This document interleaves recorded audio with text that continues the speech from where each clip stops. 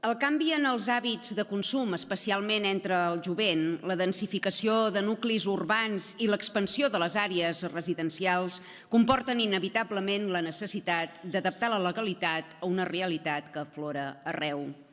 Aliança Catalana advoca per la consolidació del petit comerç, que genera llocs de treball estables i que contribueix a la vitalitat econòmica de les nostres viles i ciutats. Cada compra que s'hi efectua repercuteix positivament en l'economia de la comunitat, un impacte molt major que les compres efectuades a grans superfícies o a multinacionals del sector alimentari. El petit comerç contribueix a la cohesió i vertebració territorial, és espai de trobada de veïns i s'hi generen relacions de confiança i d'ajuda recíproca. Els carrers amb persianes abaixades són en general més insegurs.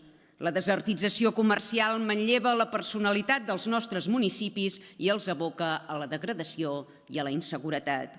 Rebutgem frontalment la competència deslleial que ha sorgit les darreres dècades, capitanejada per establiments regentats per estrangers que operen en situacions laborals precàries. Diverses inspeccions han demostrat que en molts casos els seus propietaris pernocten dins les botigues sense tenir en compte mesures bàsiques de salubritat. L'auge d'aquest tipus de comerços ha modificat substancialment l'identitat de barris i viles catalanes, arrabassant-los tot caràcter i singularitat. S'ha incrementat l'obertura de negocis encarats a servir els membres de comunitats concretes, promovent guetos i dificultant la integració dels immigrants a la idiosincràsia, cultura i valors nostrats.